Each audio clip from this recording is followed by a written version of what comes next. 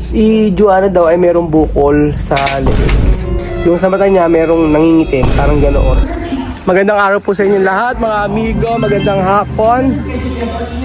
May naka-check-in sa ating resort mga amigo, kaya medyo maingay po, pasensya na po. At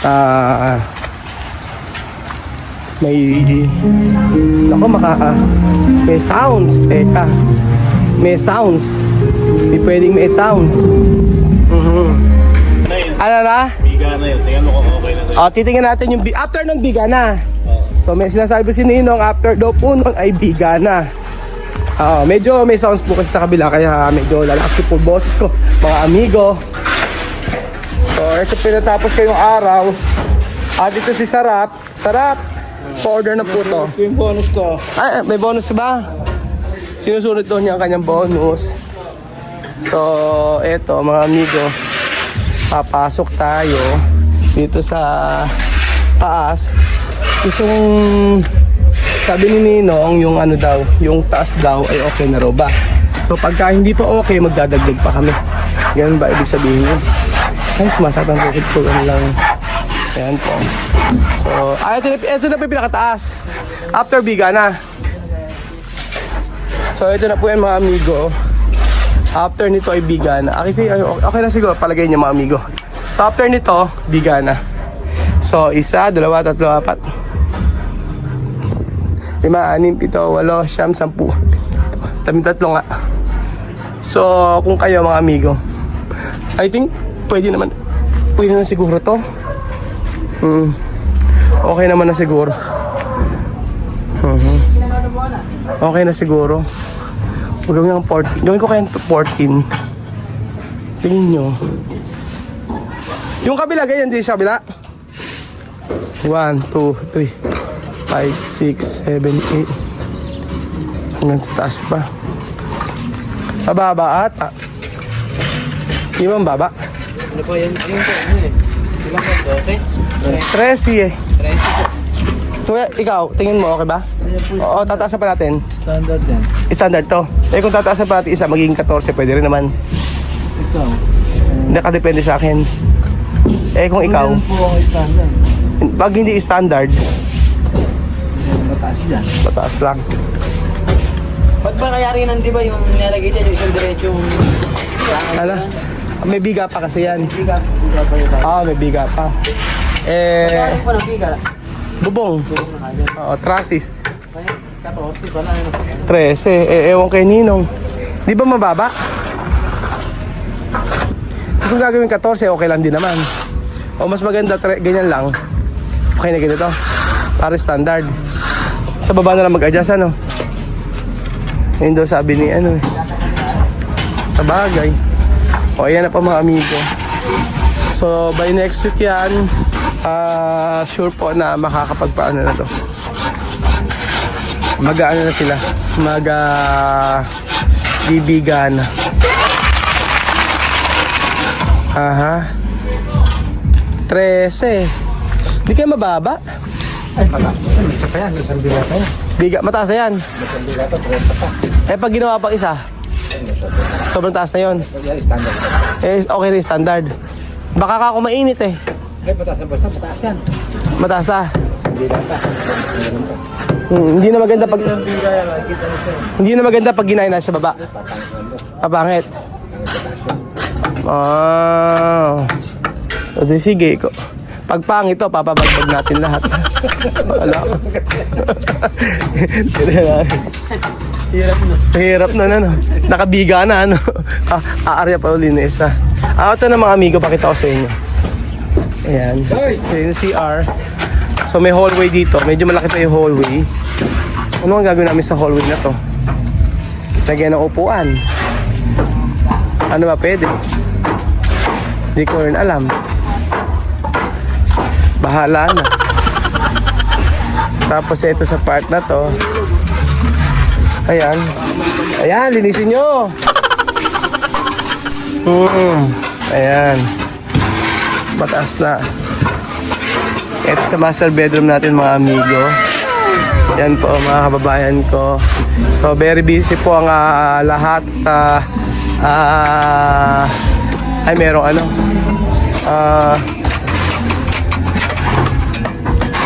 Marami naman nagawa mga amigo ngayong araw. Kasi si Kuya Bebe. Pati ko nakikita si Kuya Bebe. Si Kuya Bebe. Nag-half day?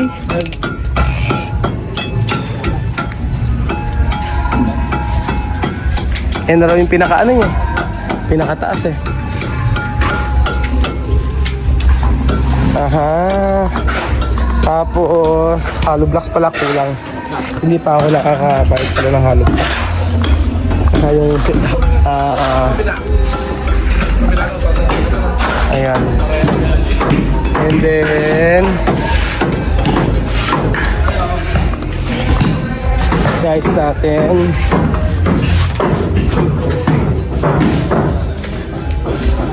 Masyado kasi talaga siya. Oo nga, masyado mataas yung 13. 1, 2, 3, 4, 5, 6, 7, 8, 9, 10, 11, 12, 13. Mataas na rin pala.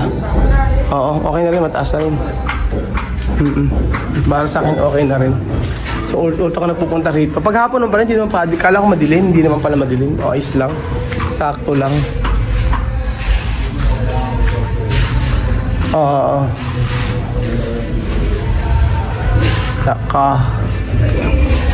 Nilalagyan ng ano. Hindi naman okay lang yung ganun kataas eh. Pag dinagdagan pa na isang taas, paano yun? Pwede rin. Hindi pa pangit.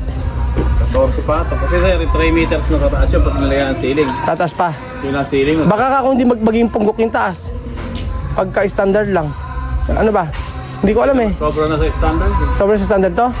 Tapos, isang hollow blocks. Sumobra na isang hollow blocks? So, bali kayo na siya magiging taas. Kaya yung mga sa likod na yan, okay na sana yan. Ito na. Sige. Bigan na yun. So, etong nasa taas, eto na. Baka kasi ako nung maging punggok sa taas eh. Tas, Kita kung okay na rin. hindi ko alam eh. Kasi ayan na siya. Baka ako maging punggok yung ano eh. Hindi ko rin alam eh. Yung kumato ka mo. Hindi man siguro ano. Hindi, okay lang yan. Standard na kaysa may 280 lang eh. Nagtaas pa tayo ng isang ano. Yan, 3 meters na nga tayo. Hindi ba nagtaas pa tayo ng isang ano. Isang hollow blocks pa, tas biga. Bigan na yan. Siguro, yun na lang. Hindi man siguro magiging pangit eh, no? Baka kasi ako sa bagay, sige. Okay na siguro yan. Tapos sir, yung ginawa mo yung pwede pa lang tayo ng bahay na rin. Sabi mo, tibayan natin yan. Oo nga, pwede na tayo ng bahay. Sino mo kapatid? Yung kabila, lalagyan pa rin ba ng bigayan? Alin ba? Yung gilid na rin? Tingin lang. Ano tatampakan natin sir yan? Oo nga eh.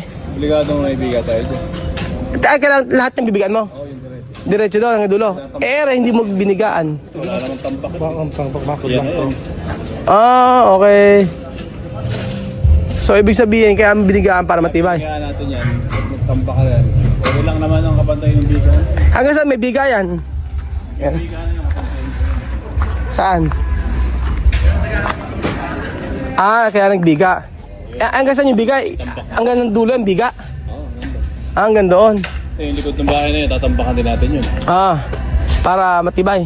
Kasi para tumaas, bababa yun. Kailangan biga. Pwede na i-forma sa bahay yan Pwede na yan. Oo nga eh. Pwede na patayuan ng bahay eh. Kaya nga tinibayan natin yun. Kaya nga eh. Okay na yan. Tatambakan natin yun eh. Saan? Yan, kaya pala siya ba eh. Oo nga eh. Hindi natin yan ang kapantay niyan eh. Marami palang tambak na eh.